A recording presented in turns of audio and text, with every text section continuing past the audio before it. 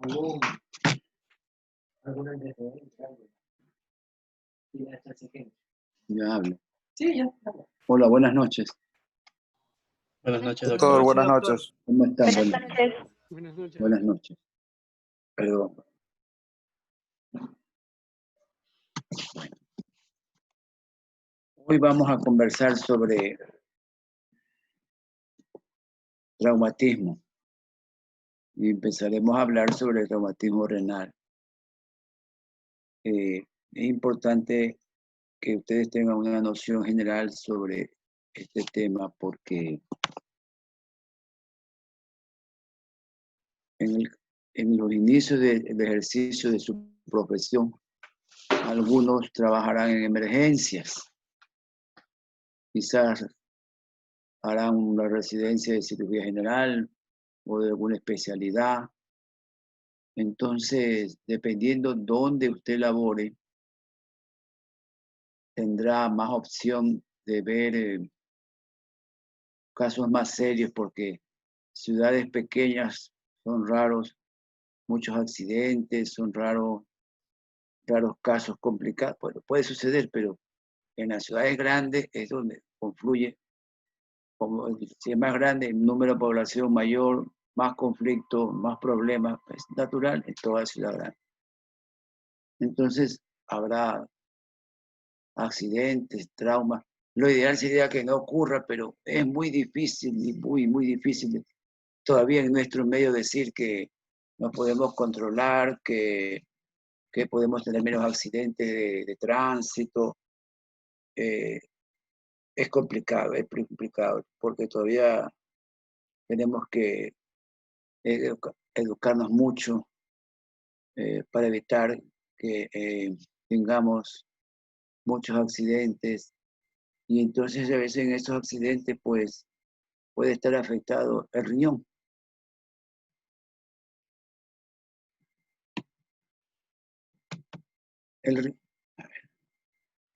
Los riñones están sujetos a nuestro cuerpo, a los grandes vasos como este dibujo, donde vemos los riñones, los suprarrenales en los polos superiores, y ellos están sumamente bien protegidos, como por ejemplo en esta lámina que ustedes ven en un corte que es de dibujo, pero es igual a una tomografía, donde ustedes pueden ver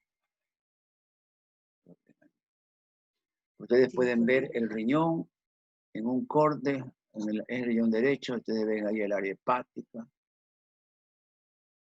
Está dibujado el marco cólico y toda la grasa que reúne, la parte muscular, las costillas, la doceava. Así usted ve cómo está el riñón, la posición del riñón. Ahora, unas cosas importantes que deben recordar siempre. Las lesiones renales, por lo regular, nunca van solas. Como está bien protegidos los riñones, es raro que los traumas renales aislados. En la mayoría de los traumas van asociados con lesiones de víscera hueca, especialmente los que son relacionados con armas proyectiles o alguna arma blanca. Depende de la agresividad con que se realiza la agresión. Entonces puede lesionarse el riñón. Caso contrario, como está en el recto peritoneo, la masa muscular, la parte de la pared muscular posterior de nuestro cuerpo lo protege. Entonces es raro que haya, es decir, la mayor porcentaje de las lesiones son acompañadas con alguna otra lesión. Así que sea aislada es poco más frecuente, es menos frecuente. Entonces aquí puede ser que como está el dibujo, haya un impacto, un accidente. Miren cómo puede lesionarse el tórax. Los mecanismos de desaceleración y aceleración son importantes recordar, porque por ejemplo, cuando ha habido algún accidente penoso de avión, se encuentra a veces los pacientes que no se lesionó, no se destrozó tanto el aparato, pero la mayoría de los pacientes fallecen, están en los asientos, y después cuando se hacen las autopsias, el paciente o físicamente, externamente no hay mayor cosa. ¿Qué es lo que ha pasado? El mecanismo de desaceleración hace que se dañe el pedículo vascular. Entonces, en ese descenso brusco de la nave que ha tenido un accidente, se lesiona los vasos arteriales o los vasos venosos y el paciente tiene un shock hipovolémico y se muere. El último caso fue un futbolista que ocurrió el año pasado, creo al inicio, que un helicóptero se cayó, una pequeña nave se cayó y encontraron al piloto y al otro muerto, pero no tenían signos de mayores traumas, pero fue un daño renal por el descenso brusco del aparato. Entonces ahí ese es el mecanismo de estar relacionado con la aceleración y la desaceleración. Entonces se rompe el pedículo y se choca el paciente y se muere. Y ya llega muerto abajo. Eso ocurrió cuando hubo esta desgracia hace muchos años en Norteamérica, cuando hubo en septiembre 11 esa destrucción de estos edificios, que la gente, las personas desesperadas se lanzaban por las ventanas de muchos pisos de altura. Entonces, en ese descenso, a veces llegaba ya el paciente ya prácticamente en el camino se moría, porque iba tan brusco, tan rápido que se murió el paciente. Ya no había oportunidad de que esa persona logre sobrevivir. Entonces debe entender, es importante cómo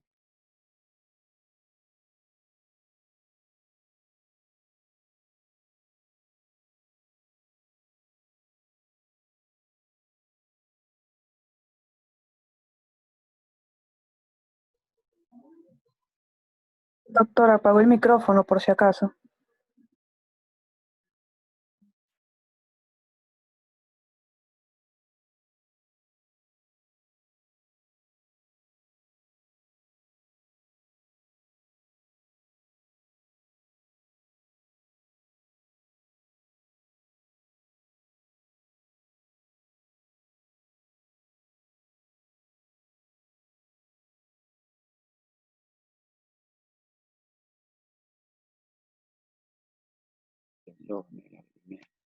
un momento.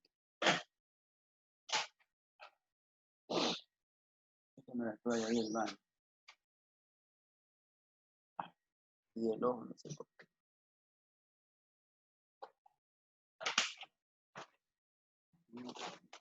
No estamos seguros de si el micrófono estaba apagado desde qué momento, así que lo tengo que volver a comenzar, porque lo han comunicado ustedes. No, Bueno, recién Recién Fue hace recién poco, nomás. doctor. Sí, Sí, lo él habíamos. empezó a hablar de recién, una unos 10 tragedia segundos. o algo así y ahí se dejó de escuchar.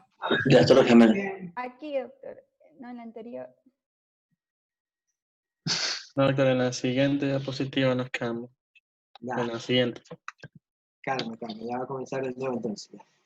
De cinemática del trauma. También para las personas que recién entraron.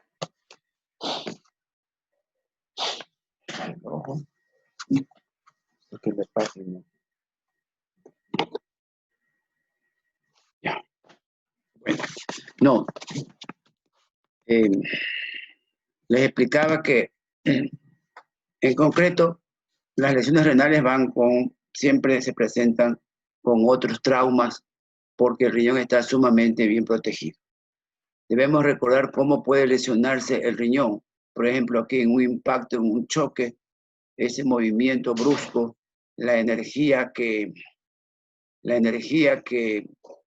se produce cuando, por ejemplo, un vehículo se impacta, un choque, siempre acuérdense, tienen que haber ustedes escuchado una cosa que llama el latigazo.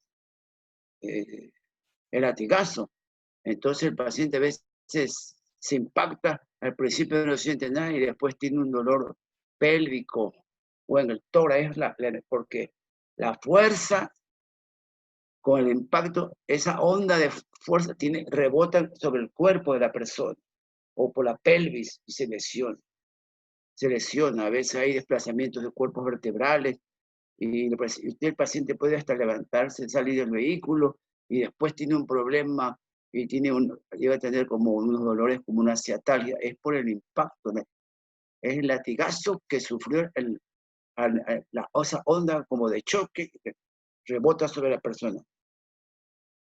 Entonces, acá en esto de aquí te estoy mostrando cómo, por ejemplo, con una madera le puede impactar, le golpea, y también hay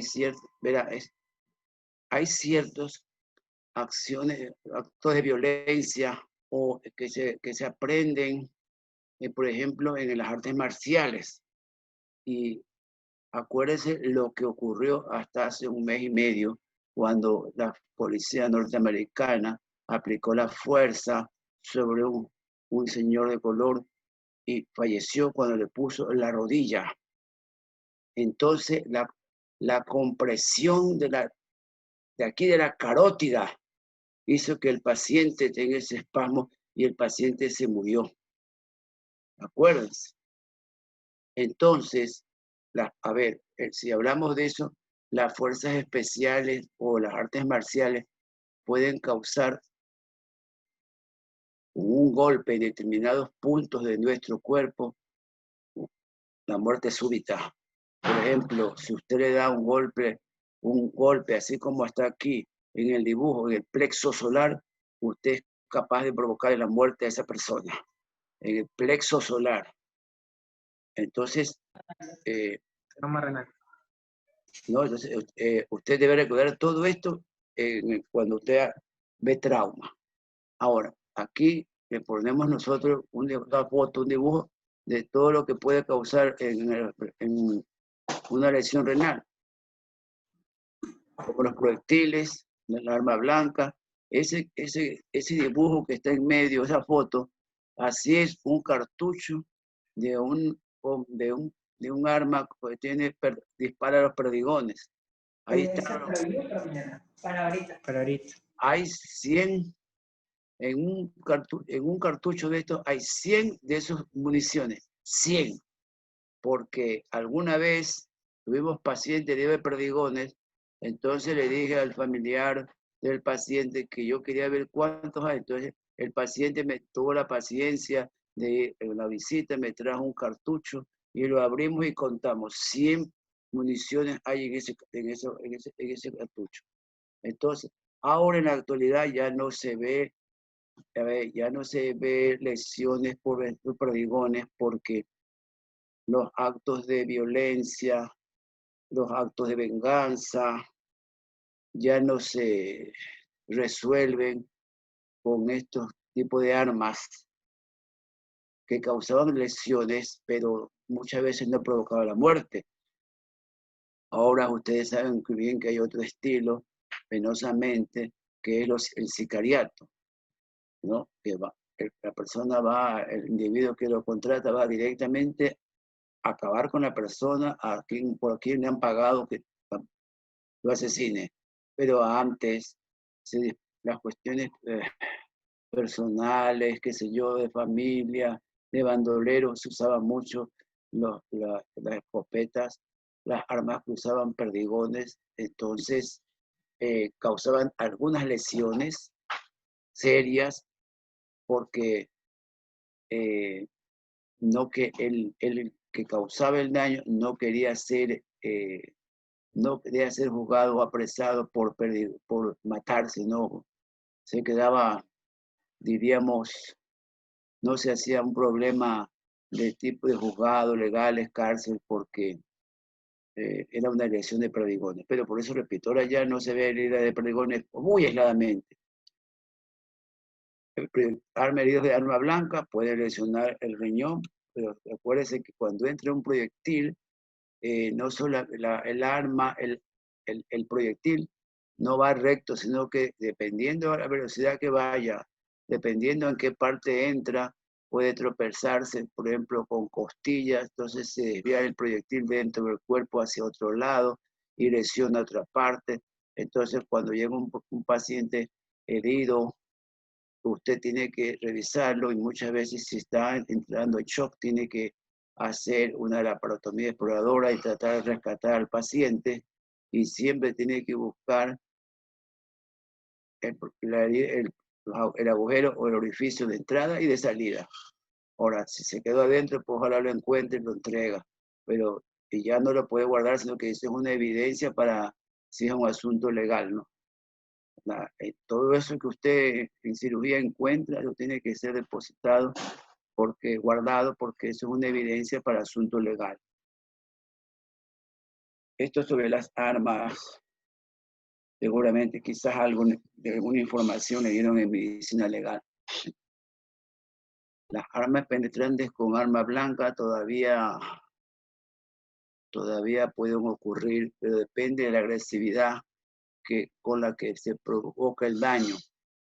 Ya ahora también en nuestra comunidad es un poco menos frecuente el paciente que llega a la emergencia por una herida de esta clase, aunque todavía llegue, pero claro, la incidencia es menor porque ahora el acto de violencia es acabar con la persona, es decir, que fallezca, matar a la persona, ¿no? Entonces, en alguna vez, hace años, eran las heridas, las heridas de puñalada, todo eso era menos frecuente. Y antes, imagínense ustedes que antes los asaltos, la persona era atemorizada, adivinen con qué, doctor, con el chuzo de carne en palito. Eso que usted come ya, los chorizos, todo eso que usted, en cierto, cuando no había la pandemia, por Alborada, por allá, las carretillas, todo eso, ¿no? Entonces, en una época, el paciente venía era asaltado y venía lastimado, era porque con la punta de este fragmento de madera se lastimaba la piel, pero no podía penetrar, se quebraba, ¿no? en esa maniobra. Y así era, el asaltante usaba eso, porque siempre la víctima era tomada por sorpresa. Ahora, cuando llega el paciente a emergencia, usted tiene que, dependiendo, el paciente tiene que recordar que alguno puede llegar solo, pero si acaso llegar solo, la gravedad es menor, pero otro puede ser traído por tercero, puede llegar inconsciente. Entonces, es importante usted la historia clínica, la información. Ahora, en nuestra comunidad, doctores, hay un grande, pero así somos, ¿no? Verán, llega un paciente con una herida, si ha sido una cortadura pequeña en el abdomen y se ve el tejido adiposo, el paciente llega con la familia y le dice que las vísceras están afuera, pues ellos no saben el tejido subcutáneo, ellos no saben nada. Entonces ven la grasa, mírenlo, se les salen las vísceras, no dicen las vísceras, ustedes ya saben lo que dicen. Y entonces es un caos, una alarma, y el paciente puede estar hasta tranquilo, pero tiene un corte y hay salida del tejido subcutáneo, entonces es un caos. Es como que si una persona se cae de una altura bueno, las puertas en nuestro medio son estándar, 2 metros de altura, y viene y lo trae, dice, se cayó del segundo piso. ¿Pero cómo se cayó del segundo y llegó caminando? Entonces, así es la información que le da la comunidad cuando es llegado, es traído, tergiversa un poco. Usted tiene que examinarlo, ver cómo llega, siempre es bueno trabajar en equipo para que no haya problemas con los pacientes. A veces llega un paciente herido, está bajo efectos de alcohol. El paciente se torna agresivo por el efecto del alcohol. Viene la familia. Todo esto le comento porque estas son las vivencias de la emergencia. Y yo bromeo y siempre digo, dependiendo de donde esté laborando, hay poblaciones en que la comunidad es muy agresiva. Entonces, si usted está en una de ellas, cuando llega el herido y hay familiares con armas, usted, si tiene apoyo de guardias, de policía, yo qué sé, entonces desalojen y que lo dejen trabajar a usted y a su equipo. Pero a ver, sabían ustedes que a veces la familia se introduce a las áreas de examen, a los quirófanos. Peor cuando van con armas, doctores, a ustedes les digo yo ahí de broma, ahí usted desaparezca, porque no sabemos qué puede pasar, porque la comunidad es agresiva. Y otra cosa, cuando usted tenga emergencia, usted está armando de alguna emergencia, trate de que público y familiares nada. Y otra cosa, yo siempre les aconsejo lo siguiente: llega un paciente grave, que ha sido herido, que ha estado en una fiesta, el paciente, la persona que lo trae, la familia, le va a ver su nombre y le va a decir, doctor, aquí, la doctora Ulloa, dicen el nombre aquí. Entonces, ¡ay, la doctora! Y la familia sabe qué dice. Mire cómo llega mi papá, está vivo, ¿no es verdad? Y usted le dice, no se preocupe, tranquila, que ya mismo sale todo bien. Falso, doctor, jamás diga eso. Usted tiene que decir, está grave, se puede morir, porque de verdad muchas veces se mueren en el entrar al quirófano, se murió. Y entonces sale la familia, usted sale, la doctora Ulloa, falleció. Ella es lo culpable. Entonces, no dice que usted hizo lo posible, no entiende nada. Está con el dolor del familiar, sea la esposa, la amiga, lo que usted quiera interpretar. Y entonces yo siempre digo, entre broma y seriedad, usted tiene que agrandar las cosas y decir, está en estado crítico. Pero la familia dirá, pero llegó vivo. Sí, pero se expiró en el quirófano. Entonces, así es nuestra comunidad, doctores. Ustedes tienen que cuidarse, porque así es la comunidad. Nunca diga, no pasa nada, va a estar bien. No, no, doctores. Usted tiene que decir que la cosa está muy seria. Y entonces, cuando ya sale usted, pasa los días, entonces usted, dice la doctora lo salvó, usted está muy bien, todo. Imagínese si fallece. No, doctor, sé que eso es una sugerencia de mi parte por los años de vida que tengo en el de la profesión. Los pacientes en emergencia hay que manejarlos muy cautelosamente, muy cautelosamente.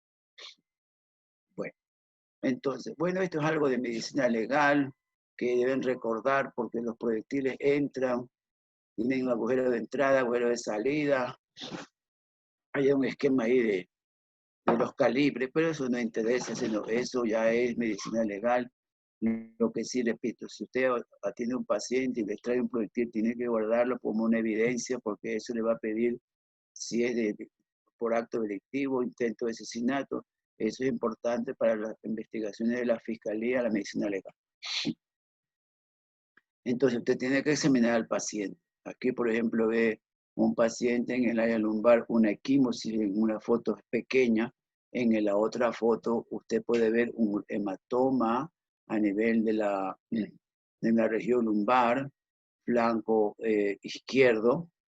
Entonces ahí puede haber sido un hematoma por un trauma, un golpe a nivel de piel, de músculo, o puede también haber una lesión renal en su interior porque la sangre se extravasa, se infiltra a nivel de músculo, llega a tejido subcutáneo y piel, y usted puede, ya con esta imagen usted sospecha que algo puede haberse afectado en su interior.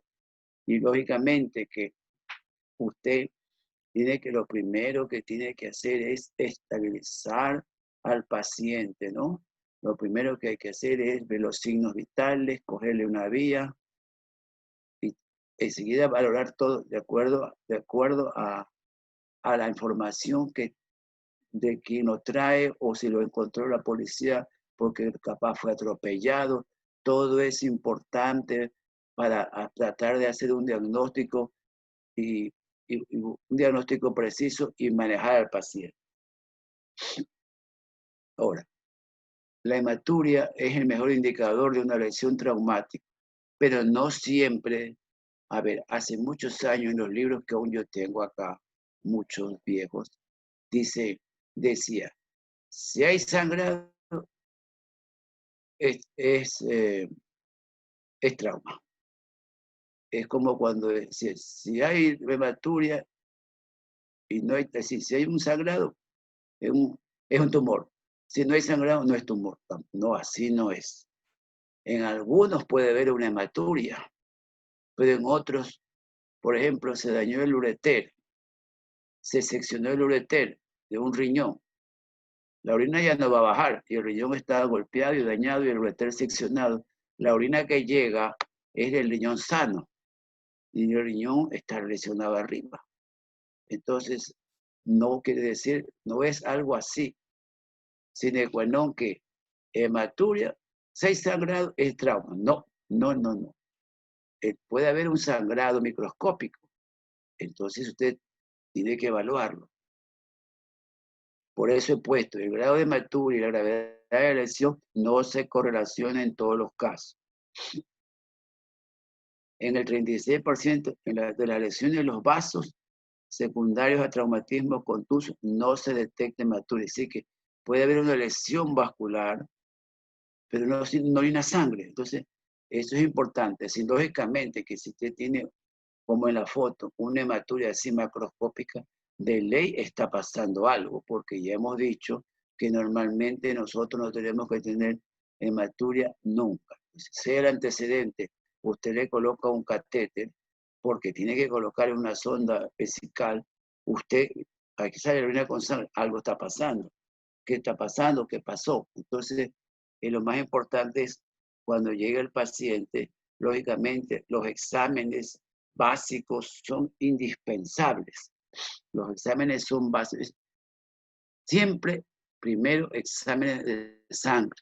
Si el paciente está en estado crítico, se va a chocar, usted muchas veces va a tener que llevarlo de entrada a hacerle una laparotomía.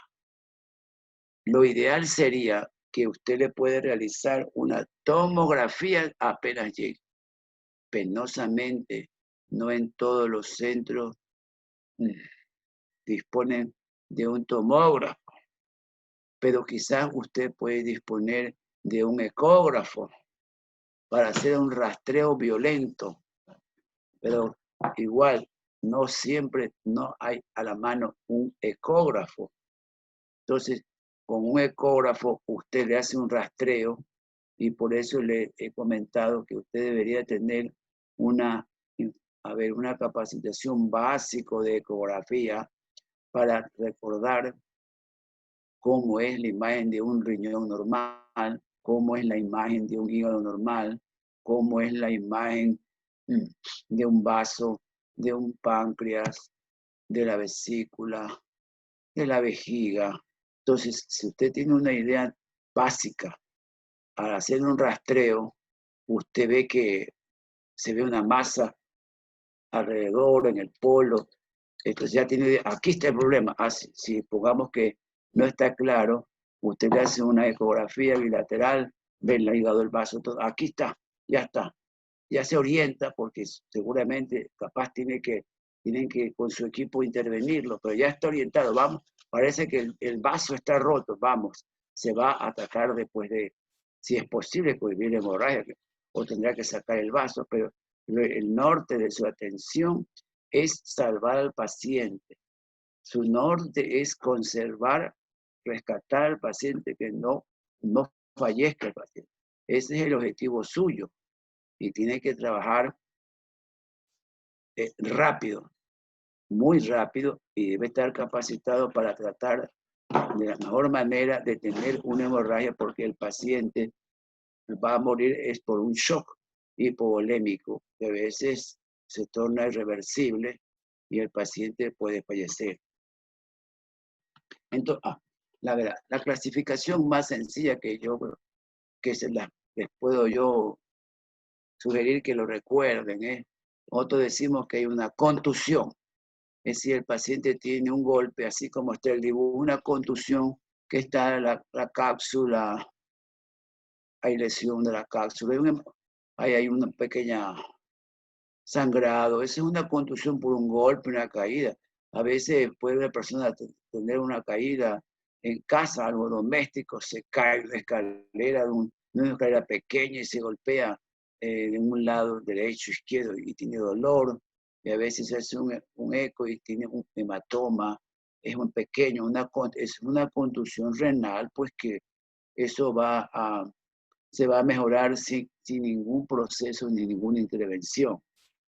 Luego tenemos una laceración, que yo le digo que es una laceración menor, porque hay una pequeña lesión del parénquima renal, donde hay un poco de extravasación quizás de sangre, se hace un hematoma pequeño, está ahí limitado. Entonces es una laceración que igual no amerita ser tocado. Eso el paciente con reposo, eso se va a ir cicatrizando y no va a haber mayor secuela frente a un proceso, a una contusión, frente a una laceración menor, no va a haber mayor secuela, el paciente se va a recuperar. Cuando hay una laceración más profunda, ya seria, ya es una laceración mayor, ahí las cosas van a cambiar porque ahí hay daño parenquimatoso, ¿no? Y ahí se hace un gran hematoma. Pero aún así, si no está comprometido la vía urinaria, ya saben cómo es el riñón, ¿verdad? Tiene la corteza, la médula, el sistema excretor con los cálices. Si no está comprometido los cálices, la pelvis, el tratamiento trata siempre de ser conservador.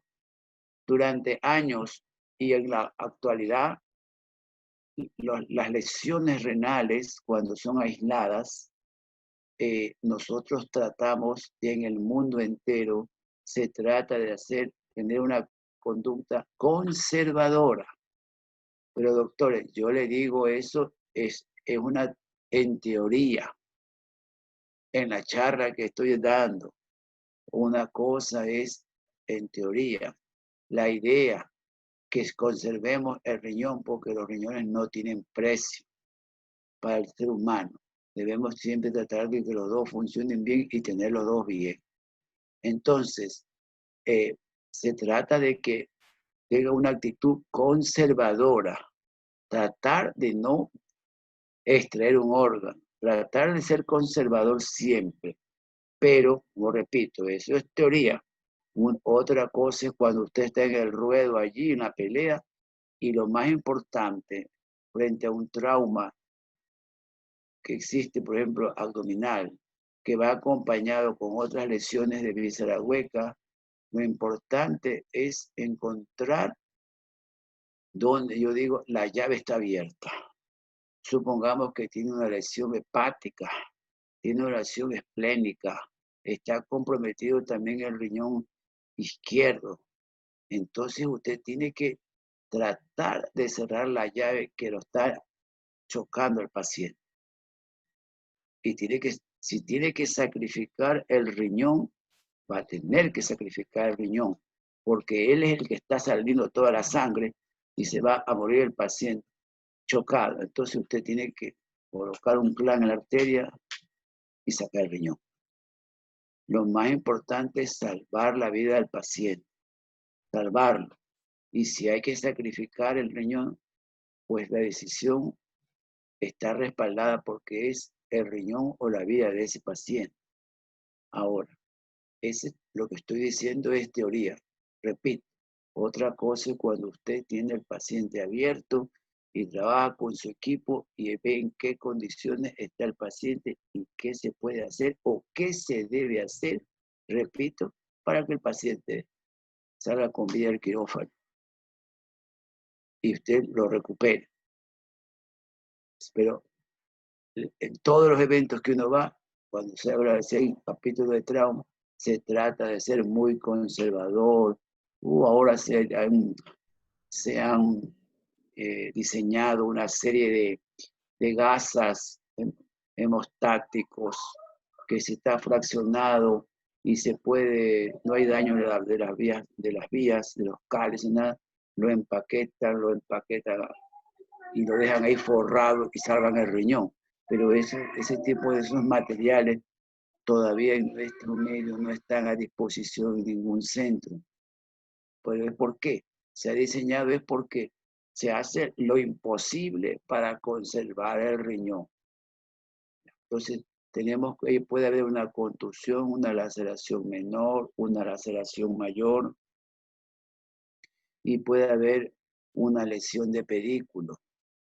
La lesión de pedículo, la laceración mayor es cuando el riñón está, por acá tengo una imagen, aquí está, mire, esta es una laceración mayor. El paciente en el dibujo, usted lo ve que está como con 3 fragmentos. Esa es una laceración mayor. Y ese riñón, ahí hay mezcla de orina, sangre. A veces, doctores, ahí lo que queda es extraerlo para que el paciente pare de sangrar. Así que usted tiene que ligar el pedículo para que el paciente no se muera. El primer trasplante renal que se realizó aquí en esta ciudad fue en el año 1980, que se hizo en nuestro área de trabajo, en el Hospital Bernaz. ¿A quién se le hizo? A una señora que vivía en el campo, que tuvo un trauma al caerse y golpearse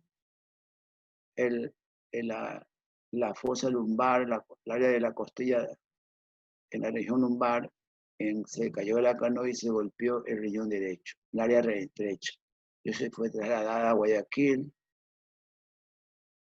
y se le hizo una laparotomía exploradora. Entonces, al hacer la laparotomía exploradora, era el riñón derecho que sangraba. Entonces, pusieron unos clanes y lo sacaron. Ya está. ¿Y qué pasó? Después de 24 horas, la señora no había orina en la vejiga, en la sonda, en la funda.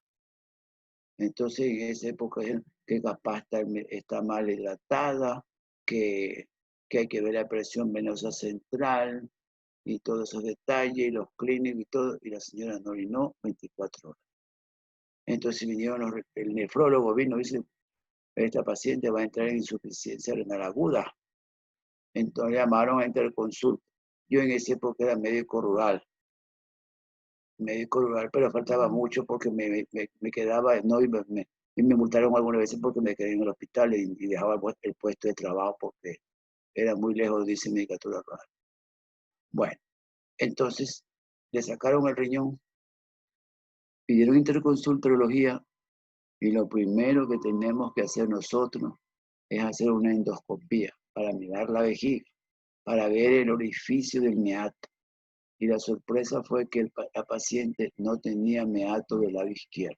Es decir, la señora había nacido con un riñón. En resumen, después de esta situación, se insistió en la emergencia que en toda la laparotomía exploradora se revise las fosas lumbares, las fosas renales. Entonces, el paciente era explorado, se le examinaba y nosotros siempre, hasta en la actualidad, dice, doctor, aquí hay un trauma. Yo lo primero que le pregunto, ¿cómo está el contralateral? Entonces, está bien. Entonces ya uno respira, porque sabe que ese paciente o esa paciente tiene el otro riñón que la va a librar de la insuficiencia renal. Entonces, claro, nosotros como especialistas de urología decimos, hay que salvar el riñón, pero vuelvo a repetir, si es necesario por la seguridad de la paciente, del paciente, tenemos que sacrificar el riñón.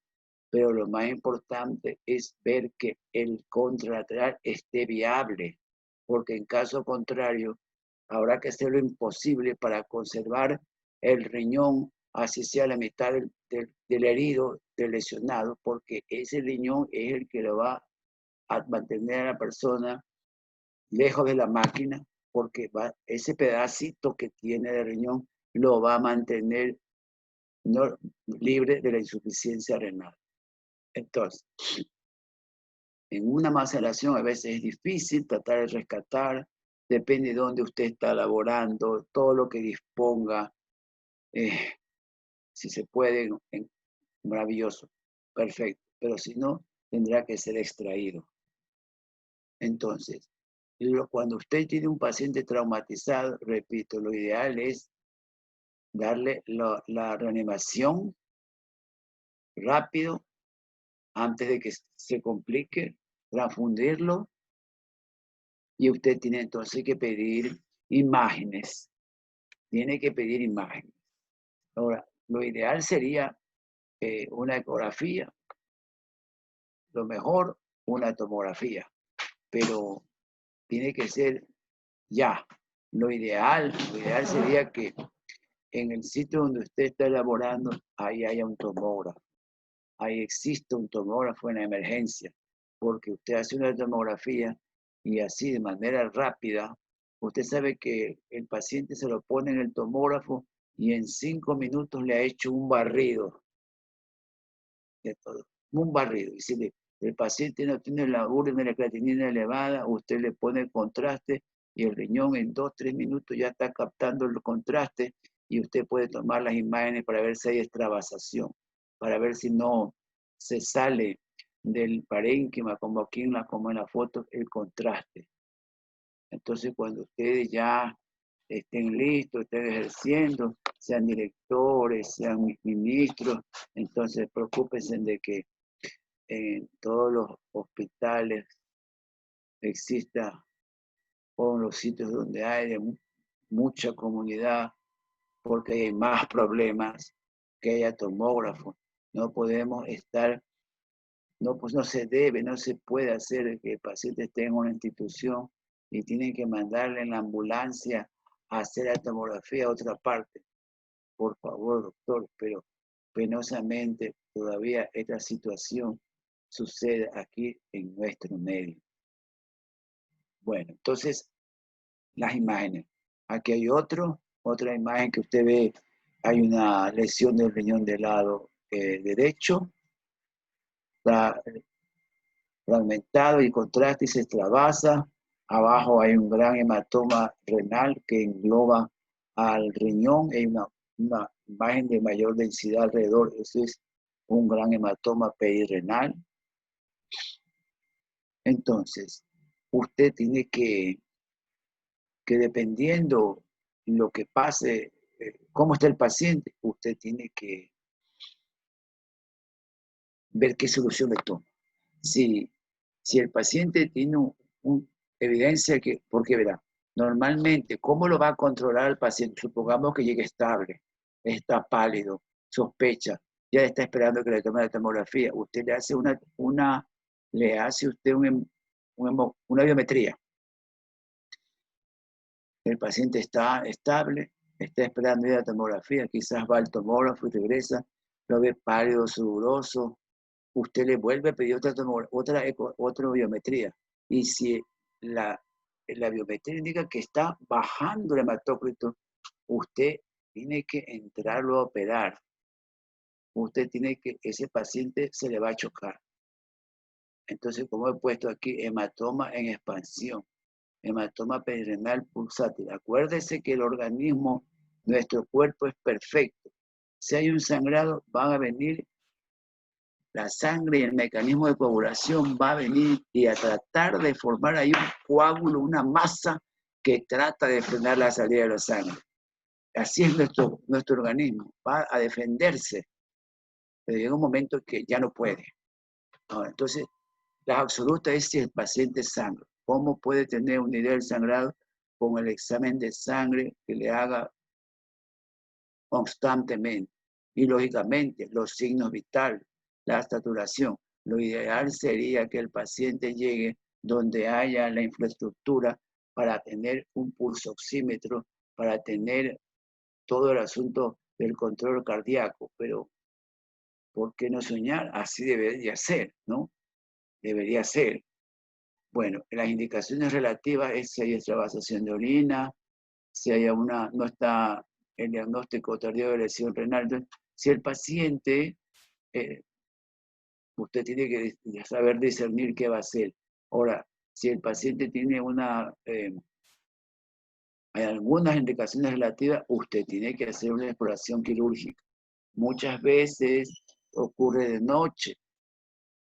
Entonces, el cansancio o la hora no debe ser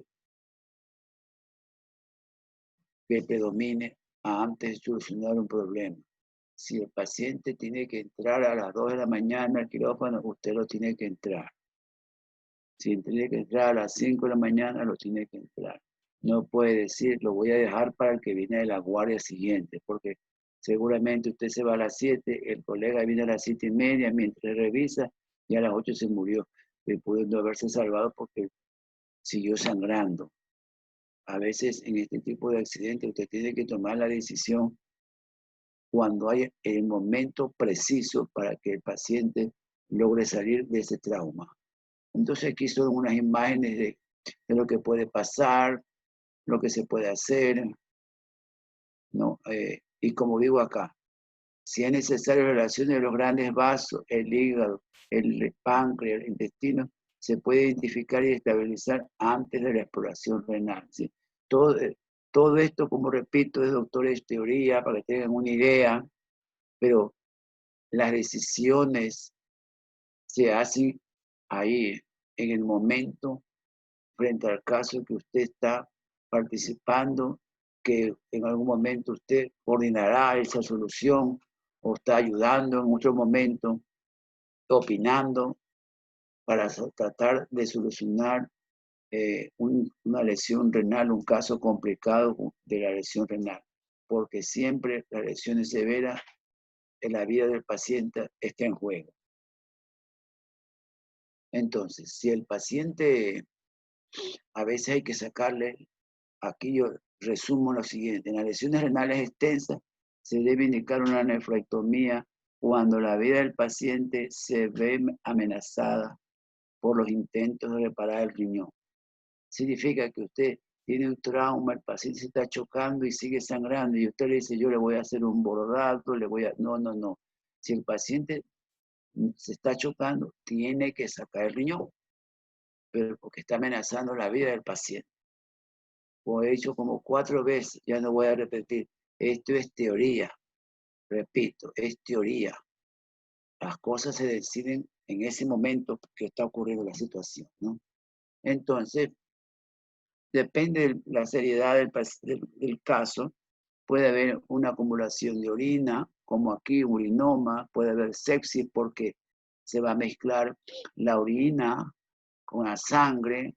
Hay que ver qué factores más tiene el paciente de comorbilidad, capaz de diabético, excedido de peso, y puede haber complicaciones tardías como una fístula arteriovenosa, puede haber un sangrado tardío, y el paciente puede después tener, por ejemplo, una hipertensión arterial. Esto lo pongo aquí porque usted dirá, yo no hay tomografía. Usted, por ejemplo, es director de un hospital pequeño, pero hay rayos X. Entonces usted puede poner, llega el paciente, si está estable, usted le puede colocar medio de contraste y le hace un urograma excretorio, porque ahí tiene la máquina. Le pone un medio de contraste como está aquí escrito, y el paciente le inyecta, lo hidrata, y le pone, entonces usted ve si es que hay extravasación, si hay permeabilidad, si la orina con el contraste llega a la vejiga. Ese es un método que durante decenas de años se usó, y más aún ahora, si usted dispone de un aparato de rayos X, quien haga las tomas, ¿por qué no aprovechar ese recurso? ¿Por qué no hacer un diagnóstico más preciso, un diagnóstico más fino, si usted dispone de un método, dispone de un método radiológico como la urografía, y usted obtener la información? Así que son recursos que a veces en nuestro medio no se los aprovecha, porque enseguida dice, no, hay que hacer tomografía, entonces tiene que llevarlo en la ambulancia a hacerlo a otra ciudad. ¿Qué pasó, doctores? No, así no debemos hacer la medicina. Pero bueno, eso lo deciden ustedes en su debido momento cuando laboren como médicos internos, como médicos residentes, o hagan algún posgrado de cirugía. Bueno, entonces, el tratamiento no quirúrgico es como las lesiones contusas se pueden manejar sin cirugía, ¿no? muchas veces las lesiones con arma blanca también se puede manejar en forma conservadora. Ahora, los tratamientos quirúrgicos son como en estos grados, ¿no? El paciente tiene una lesión severa como en el grado 4 y está macerado. Usted tiene que, como se dice, tratar de salvar al paciente parando, deteniendo el sangrado, porque la causa de la muerte del paciente es el sangrado, la hipotensión, el shock hipovolémico que va a presentarse en un paciente. Y entonces, siempre estos pacientes, cuando están en estado crítico, siempre el monitoreo es constante de la presión, del hematócrito, de los signos vitales, de la respiración, ¿no? Que pueden estar, se va a manifestar con algún problema y no se nos puede pasar porque se nos muere antes de intentar hacer algo, ¿no? Entonces, los pacientes aquí deben ser controlados en forma estricta con hematócrito, seriedad y tomografía.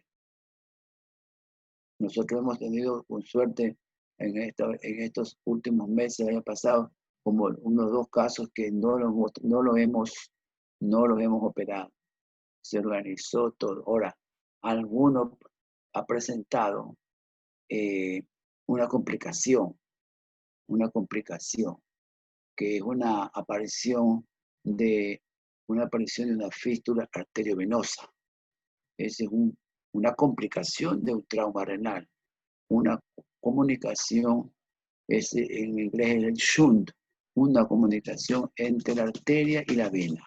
Eso va a causar un sangrado que a veces es muy serio, entonces terminamos nosotros haciendo una cirugía conservadora también. Bueno, el tratamiento conservador es que debe estar en reposo, cubrirlo con antibiótico, evitar pues actividades físicas, y el paciente se mejora, ¿no? Ahora, cuando tenemos un paciente con una fístula arteriovenosa, tenemos que hacer un tratamiento que es una embolización. Sobre estos casos, hay pacientes que tienen el trauma, el tratamiento ha sido conservador y al cabo de 4 o 5 meses el paciente presenta una hematuria macroscópica y no sabe por qué. Entonces va al médico y dice la sangre, pero él dice, no, a mí me pasó esto, me trataron, puede que tenga imágenes guardadas, y usted se las solicita, las ve y le hace otra vez exámenes, las otras imágenes, y a veces se va a comprobar por medio de una arteriografía que tiene una fístula arteriovenosa. La fístula arteriovenosa puede también causar un shock hipovolémico, porque el paciente sangra mucho. Nosotros tuvimos hace muchos años un caso de una doctora médica ya, que en un feriado tuvo un accidente en Salinas y se cayó en este paseo que quizás muchos de ustedes lo habrán hecho, en La Banana, en Salinas, ese paseo. Entonces, cuando ya acaba el paseo, se vira La Banana y todos los que están ahí caen en el mar. Ella parece que sufrió, nunca sabremos si fue un codazo o un puntapié en la fosa renal derecha. Entonces, fue un feriado y estudiamos medicina, 3er año. Entonces la dama se preparaba para alguna reunión nocturna y fue a miccionar y orinó sangre rutilante, terrible. Se puso mal y fue llevado a un hospital de la península. Y como persistía el sangrado, ella decidieron que la querían intervenir, pero los padres supusieron y la llevaron al Bernaza. La trasladaron en una ambulancia. Entonces nos llamaron, vinimos una noche y bueno, se estabilizó, se le colocó sangre y la observamos. Luego le hicimos una endoscopía, cuando ya estaba estable y todavía salió un poco de sangre por el meato derecho y se fue mejorando. Estuvo ella, se le hizo radiografía, todavía no teníamos tomografía, estaba recién instalándose, no recuerdo si había, bueno. Ella salió estable. Durante 10, 12 días estuvo en el hospital. Sus compañeros le llevaban las tareas, todo le explicaba. Bueno, ella pasó. Pasaron 6 meses. En octubre, en noviembre tuvo otro. Se fue a otro paseo. Y en ese paseo se vio con una compañera de la provincia del Guayas a la ciudad de Pedro Carmo. En esa ciudad, en esa zona, le estaban enseñando a este grupo de amigos a cabalgar y todo. Entonces, en ese acto ella aprendió, pues estaba cabalgando ya. Por la noche, un sangrado terrible y la trajeron otra vez de urgencia acá porque la habían llevado a un hospital que querían sacar el riñón. Entonces volvió y nosotros le hicimos la estabilizamos. Ahí sí estuvimos muy, muy asustados porque creo que se le llegó a pasar como 10 unidades de sangre y pensábamos que iba a haber un problema renal por tanta transfusión de los glóbulos rojos concentrados. En fin, se estabilizó y le hicimos una arteriografía. Y en la arteriografía se comprobó que tenía fístula arteriovenosa. Entonces le tuvimos que colocar un dispositivo que se hace por medio de hemodinamia y se hace una embolización arterial selectiva. Bueno, ella quedó bien, ya es médica, ya es mamá, tiene dos chiquitos y de vez en cuando, pues, ya hace tiempo que no hace contacto porque ya está bien y conservamos su riñón. Y presentó un trauma severo y después presentó como complicación la fístula, porque es posible. Y entonces en la actualidad todavía hemos tenido el año pasado 2 casos que el joven se fue ya bien cicatrizado, volvió con un gran sangrado y le hicimos una arteriografía y tenía una fístula arteriovenosa. Se lo embolizó y bueno, está bien. Lógicamente que el hecho de que ocurra esto no significa que el tratamiento conservador no es lo mejor. Sí, tratamos de conservar el riñón porque, repito, el tener los 2 sanos es importantísimo para nuestra vida. Cuando hay una salida de orina, a veces colocamos unos tutores como en esta foto, en la placa, que nosotros colocamos para evitar que la orina salga por la pelvis o una parte del ureter. Entonces, la orina se encausa desde la pelvis renal hacia la vejiga. ¿Alguna pregunta, doctores? Por favor, levanten la mano en la plataforma o escriban en el chat para leer la pregunta. Pero no hablen todos a la vez. Por favor, Santiago Álava. Buenas noches, doctor. Buenas noches. Una consulta. Al momento de un paciente politraumatizado que necesita de una cirugía renal, ¿cómo? Y bueno, el extremo politraumatizado tiene, digamos, otros sistemas, otras partes anatómicas también dañadas. ¿Hay algo, acaso una jerarquía de a qué tenemos que abordar primero? Los riñones están en una Bueno, posición. es que usted hace una laparotomía, entonces usted tiene que hacer por la gravedad que usted dice, no vamos a estar diciendo, yo le voy a hacer una laparoscopía. Si está chocado, no vamos a querer hacer solo laparoscopía, ¿no? Usted tiene que, doctor, hacerle un corte, un cierre. Le abre la sífisis, la apófisis sifoide aquí y se va hasta el pubis, lo abre y ahí explora, vamos, revisa. Entonces va a ver, es que estamos hablando de que capaz llegó donde usted y no tenía imágenes, pues el paciente está chocado y capaz tiene un hematoma o hay un abdomen en tabla y por la historia dice que se cayó a altura o lo golpeó, lo atropelló un vehículo, ahí quizás hay un hematoma, igual tiene que hacer la laparotomía. Entonces la laparotomía tiene que ser generosa y tiene que entrar armado. Usted abre el abdomen y revisa, ya sabe la anatomía. Entonces ve, entra a la cavidad abdominal, entonces ve el epiplón, revisa las vísceras porque puede también, se lesiona mucho la mesentérica. Entonces va viendo. Entonces, si hay un hematoma, ya enfoca usted si hay un hematoma. Y entonces, acuérdese, doctor, que los riñones son retroperitoneales. Entonces, si no hay nada, busca el área, el hígado.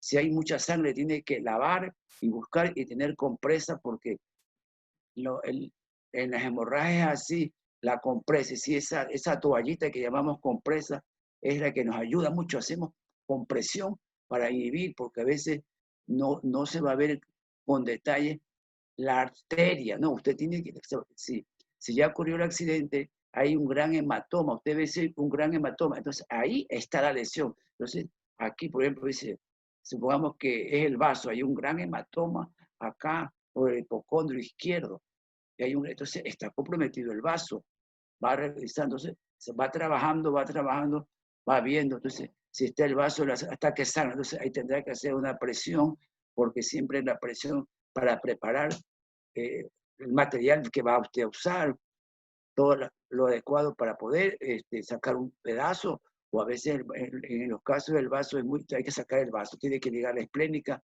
y sacar el vaso. Entonces, depende, doctor, lo que usted encuentra en el momento que está haciendo la exploración. Supongamos que usted no ve nada allí y ve un hematoma retroperitoneal derecho, entonces dice, aquí está el problema. Ya tiene usted que haber luchado para que le traigan sangre, para que le comiencen a poner los glóbulos rojos concentrados, lavados, lo que usted tenga ya, con este paciente, porque cuando usted abre el retroperitoneo va a encontrar, acuérdese que como la diapositiva, cómo está la grasa en los tejidos. Entonces, ahí sí hay un hematoma organizado. Entonces, usted tiene que ir muy despacio buscando, depende si el paciente es estable, usted debe ir buscando a ver si logra ver el pedículo, la arteria, la vena. ¿Por qué? Porque si el riñón tiene una laceración mayor y está abierto, está dividido en dos partes, o está así parcialmente fracturado, fragmentado, a veces usted no tiene chance para nada, tiene que visualizar el pedículo, arteria y vena. Entonces ahí pone un plan, entonces usted lo cierra. Si el paciente está estable, puede ver si, y ya revise el otro lado. El otro riñón está bien. Puede ver, puede analizar si puede conservar el riñón, la mitad del riñón, no lo puede conservar. Y si no, ahora, si el paciente se está chocando porque ha sangrado demasiado y el riñón le sigue sangrando, usted tiene que sacrificarlo. Pone un plan, corta arteria, vena y lo entrega a patología. Pero ya le salvó la vida, doctor. Es decir, la decisión de qué hacer, la hace en el momento, doctor. Yo siempre digo, usted tiene que cerrar la llave mayor, que está en la napa por aquí, eso no lo va a anemizar, es cuando hay una arteria que está latiendo y botando sangre y aumentando el hematoma. Esa llave que tiene que cerrar para lograr rescatar al paciente, porque si no se va a morir. Como muchos se mueren así. Entonces es importante entrar preparado para esta situación. Apoyarse con todo, sangre, coger buena vía, el apoyo. Usted sabe que eso se trabaja en equipo para tratar de rescatar al paciente. Y vuelvo a repetir, la decisión supongamos que también está dañado el hígado. El riñón, tenemos 2 riñones. El hígado tiene que ver cómo lo parcha, porque si no se le muere. Entonces, saca el riñón y se pone a trabajar para parchar ese hígado, pero ya salvó al paciente. Esa es la situación. Creo que, espero haya comprendido algo de esto que le digo. Sí, doctor, muchas gracias. Por favor, David Franco. Doctor, buenas noches. Dígame. Yo tengo es una pregunta. ¿Cuál podría ser mes rango, mes de tiempo en donde se podría salvar mes riñón de un paciente que me ha sufrido un traumatismo? No le entendí bien la pregunta. Dice el tiempo. Sí, es decir, ¿cuál sería el tiempo máximo en donde se podría considerar poder salvar un riñón o extirparlo, doctor? No, pues es que mira, usted tiene que analizar en conjunto al paciente. Yo le he dicho, si el paciente llega estable, el estable es que se mantiene presión arterial. Que le ha colocado una sonda, está bien. Que si tiene imágenes ve que no hay mayor lesión, que el hematócrito no ha descendido. Entonces usted dice, a este paciente yo puedo entrar a resolver el problema. Y quizás puede, en algunos casos, si el paciente se mantiene estable y ya hay un gran hematoma, ya no sangra, entonces usted dice, bueno, aquí hay que entrar a hacer una cirugía, como se dice, programada, selectiva, llamar a otro especialista para rescatar al paciente. Ahí no podemos decir el tiempo que si está estable, usted puede salvar y entrar con calma a una cirugía electiva. Pero si el paciente está sangrando, si el hematócrito comenzó a bajar en otro examen en menos de 2 horas, ese paciente está sangrando. Y si si el paciente se pone hipotenso, usted no tiene más que entrar y sacar ese riñón porque ese riñón va a seguir sangrando y se va a morir el paciente. Es decir, usted tiene que valorar un todo, no solo un todo en el caso del paciente. Tenemos que estar en juego la estabilidad hemodinámica del paciente, porque el paciente está bajo observación, pero así, supongamos que llega, que no hay quirófano, entonces lo está observando, entonces dice, no hay, tiene que darme un quirófano porque lo tengo que abrir porque si no se me muere. Entonces tiene que aplazarse o ver dónde usted le resuelve el problema porque si no, fracasa. Es decir, no, la decisión es ahí en ese momento, no le podemos hablar de tiempo, sino de cómo la estabilidad que tiene el paciente afectado. Muchas gracias, doctor. Okay. ¿Alguien tiene preguntas?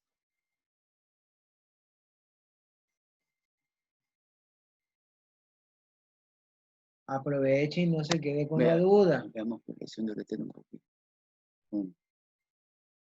Las primeras palabras.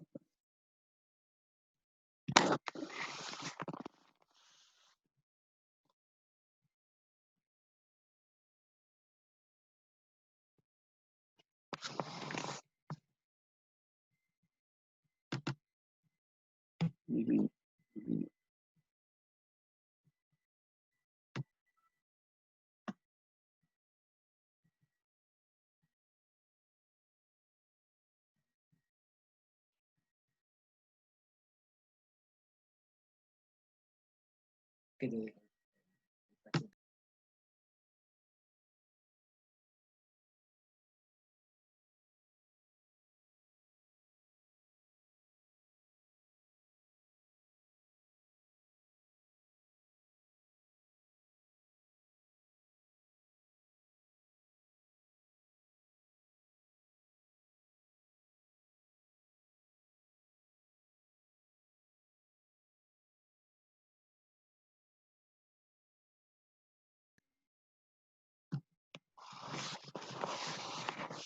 Unos minutos vamos a hablar sobre esta lesión, las lesiones ureterales.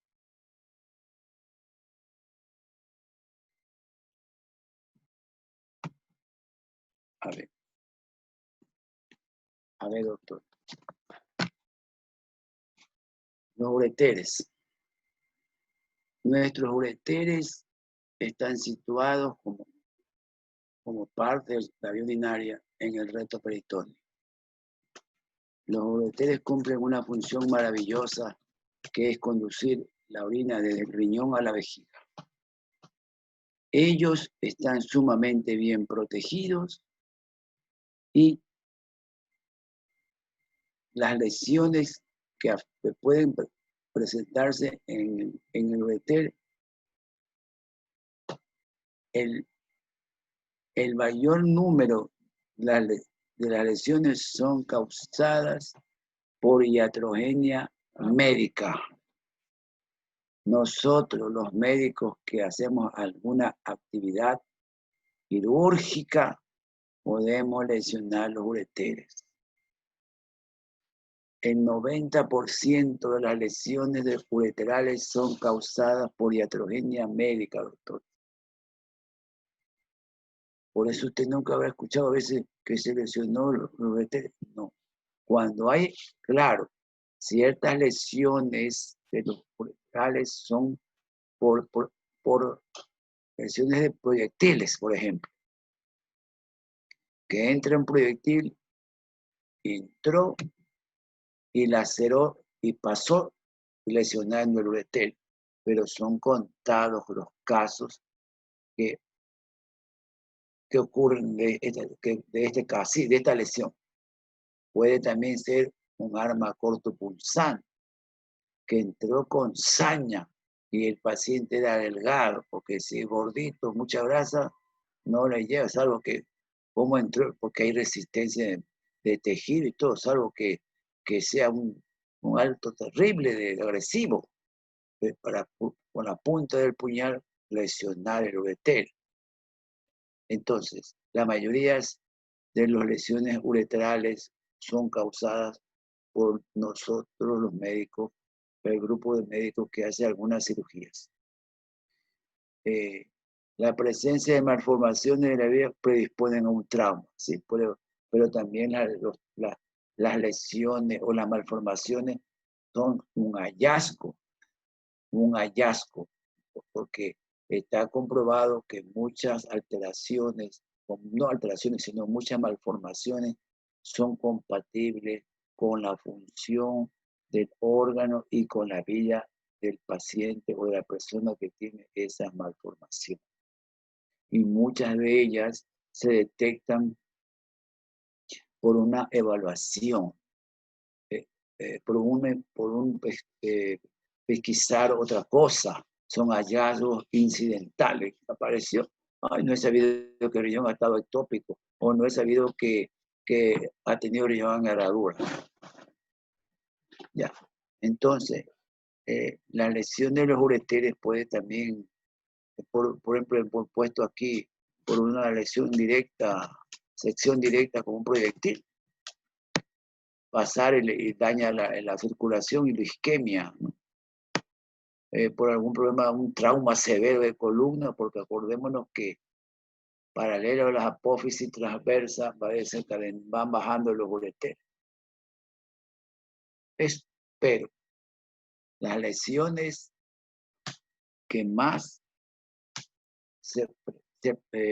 causan, las intervenciones que más pueden frecuentemente lesionar el ureter es la histerectomía. De las especialidades quirúrgicas podemos urología, ginecología, cirugía oncológica, cirugía abdominal.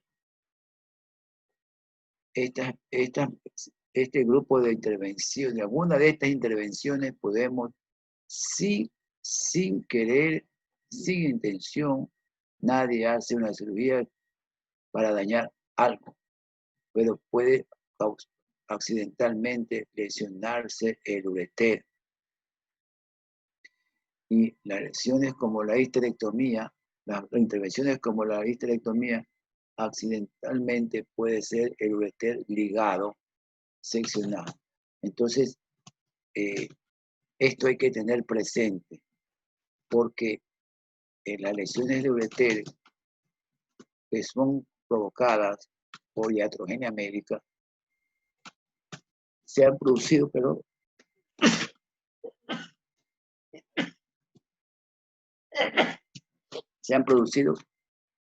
en todas partes del mundo. En todas partes del mundo se realizan intervenciones que pueden comprometer el ureter. Entonces, debemos, en algunas partes, ya nos han escuchado, o ya han escuchado al urólogo, y se busca tomar medidas preventivas para no lesionarlo, porque los ureteres están retroperitoneales, y entonces en un acto operatorio hay que recordar la anatomía, nada más, la anatomía, saber la anatomía, lo natural. Entonces, cuando un cirujano sabe anatomía, está realizando una intervención y hay algunos que decimos, déjame ver el ureter. Ahí está, ahí está. Sigue avanzando y vuelve a decir, quiero ver el ureter. Entonces, jóvenes médicos como usted dicen, es que cada rato, sí, es que el rato menos pensado lo puede lesionar. El ureter, usted, ¿qué cosa le puede pasar al ureter? Verá, usted lo puede, si usted, hay cirujanos que disecan con tijera, usted puede hacerle cortarlo parcial o totalmente. Otros usan mucho el electrobisturí. Usted puede fulgurarlo una pequeña partecita o lo puede hacer una quemadura terrible ureter. Lógicamente que en ese momento puede que no pase nada, pero esa quemadura se va a cicatrizar y se va a hacer una fístula, va a salir la orina. Lo que sí, antes de avanzar, debe recordar cómo es el uréter. Está en relación con la talla de la persona. El uréter entonces sale de la pelvis hacia la vejiga. Entonces tiene 20, 23 centímetros, 25 centímetros, 28 centímetros.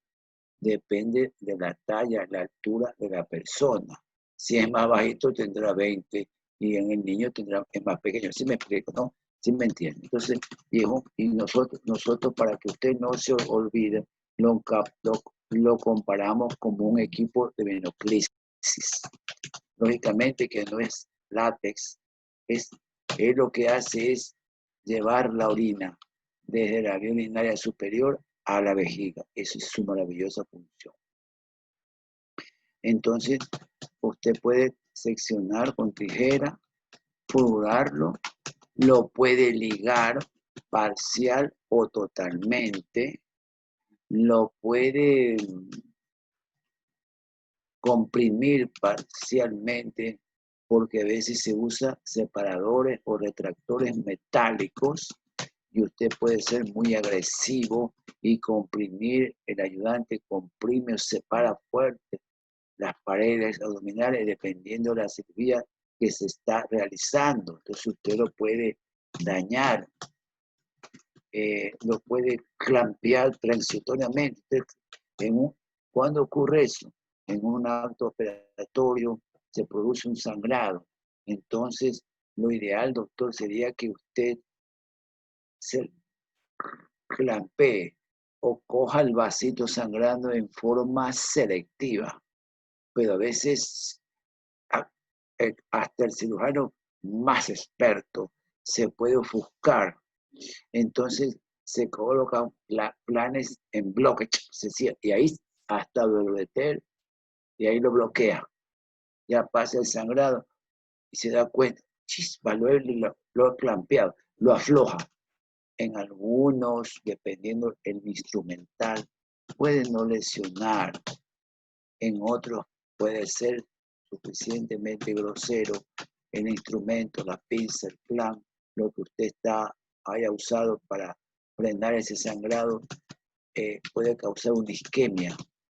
Y después de 8 o 10 días habrá una fístula, una salida de la orina por ese orificio que se formó, porque se necrosó la pared del ureter.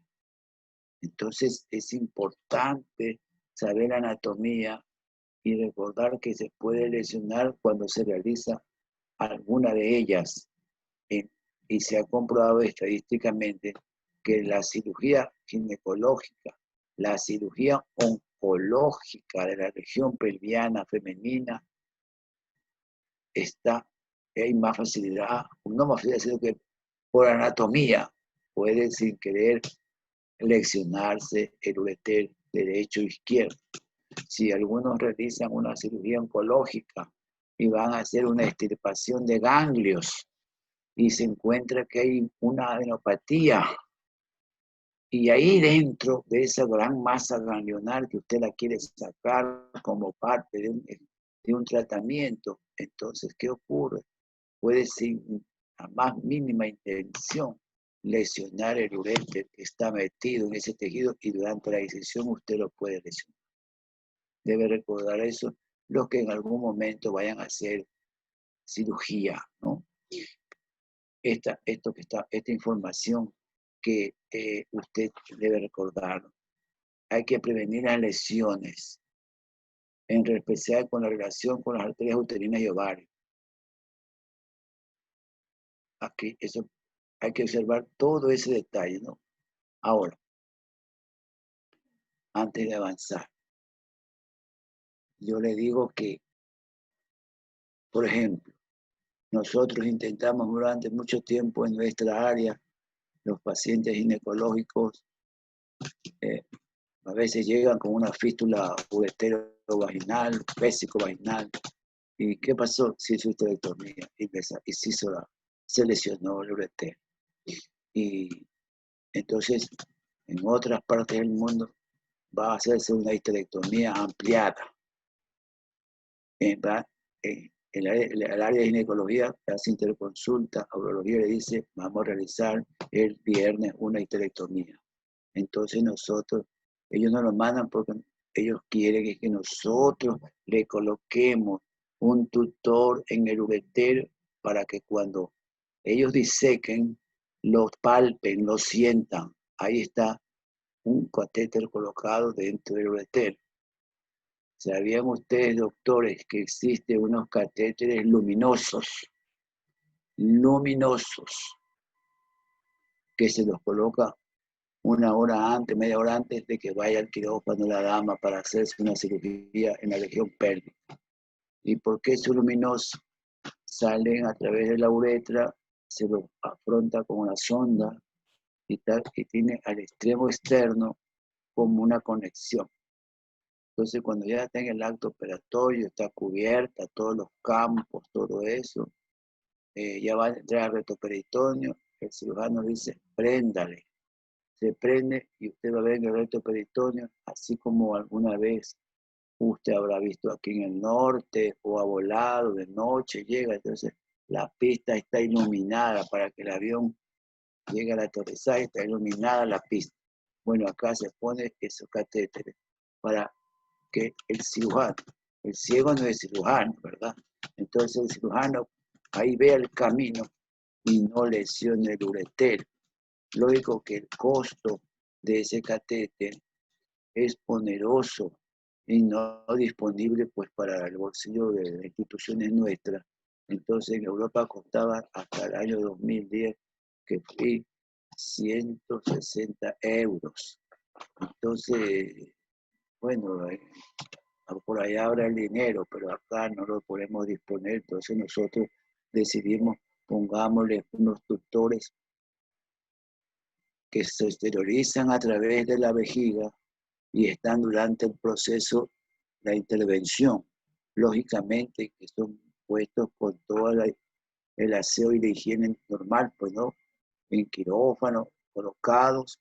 Otras veces son doble J que se lo va a sacar después de 15 días, 20 días, pero el cirujano que solicitó el apoyo, porque así se debe trabajar en equipo, no va a dañar el uretero y va a ser exitoso el trabajo que ha hecho. Eso ya hay muchos procedimientos. Cirugía oncológica, van a hacer linfadenectomía. Acuérdense que los ganglios, la cadena ganglionar va para órtico y para cabal, hacia arriba.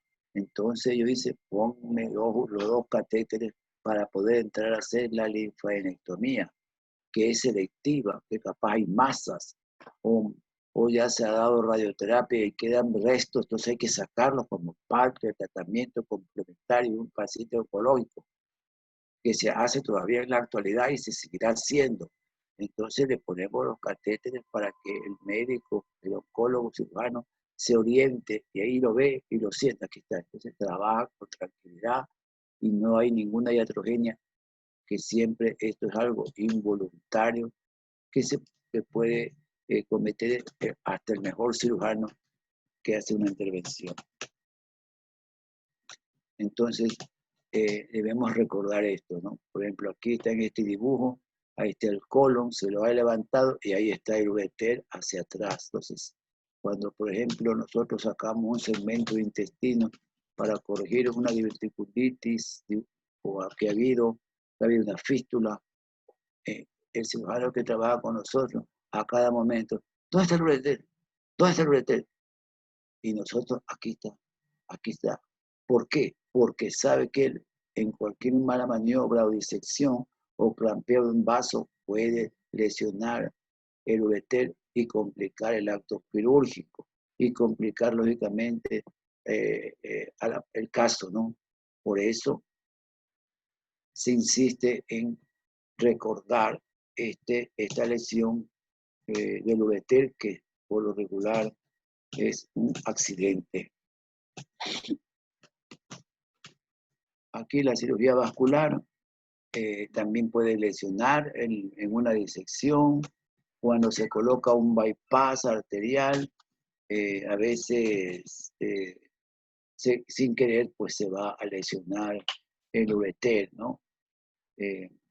A veces se colocan injertos y la lesión, o se colocan prótesis y ahí podemos lesionar sin querer el ureter. Y el ureter, dependiendo dónde es la lesión, podemos hablar de una reconstrucción, una sutura. Podemos hacer algo, depende del sitio. Pero cuando hay una lesión de ureter medio, la situación es crítica. Es crítica, porque alguna vez podemos tratar de descender al riñón para hacer una anastomosis término-terminal. Otras veces no habrá. Estamos hablando del ureter medio. Cuando el ureter superior se daña, uno puede llegar a anastomosar el ureter y imponerlo en el cáliz inferior. Entonces se hace una cirugía donde el ureter se lo introduce por el cáliz inferior. Para los centímetros que nos quedamos sin pelvis, podemos hacerlo. Cuando la lesión es en el ureter cerca de la vejiga, yuxta, así cerca de la vejiga, podemos movilizar la vejiga, podemos hacer un flap, es decir, sacar un pedazo de la pared vesical y hacer una tubulización y anastomosar el ureter. Tenemos opciones quirúrgicas, pero cuando hay falta un segmento de ureter medio, las cosas son bien complicadas, doctor. No queremos que llegue ningún paciente ahí y a veces no se puede solucionar adecuadamente. A veces hay que anastomosar el ureter al otro lado, pero por el reto peritoneo son cirugías amplias, de mucho tiempo, que puede haber complicaciones. Otras veces tenemos que hacer solo una nefrostomía para que el paciente saque la orina por la región lumbar y dependa de una sonda. Todo eso puede ocurrir cuando hay una lesión ureteral. Aquí, cuando hay una cirugía laparoscópica, ahí está el dibujo, usted entra, va a cortar el recto peritoneo y ahí está el dibujito, ahí está el dibujo del ureter y la vena gonadal, que puede ser la ovárica en la mujer o la vena espermática en el varón. Entonces, usted debe recordar siempre, dependiendo, o mejor dicho, independiente de la cirugía que usted haga, la presencia del ureter en el recto peritoneo para evitar complicaciones, porque, repito, esto nos puede pasar a todos los que hacemos cirugía, pero teniendo ya la advertencia o el conocimiento, no sucede, porque siempre el ureter, porque ya sabemos que puede en forma accidental lesionarse durante un acto quirúrgico, como hemos dicho, ginecológico, oncológico, urológico, o de cirugía general, por ejemplo, tienes que sacar el colon izquierdo, donde es asiento la diverticulosis o el cáncer. Entonces tienes que ir a decolar, sacar, y ahí atrásito está el bendito ureter. Entonces, por eso digo, lo ideal sería buscar medidas de prevención con el apoyo de urología, porque colocamos los catéteres. Y eso ha salvado de muchísimos accidentes en intervenciones quirúrgicas un poco muy difíciles. ¿Alguna pregunta? Por favor, levantar la mano en la plataforma.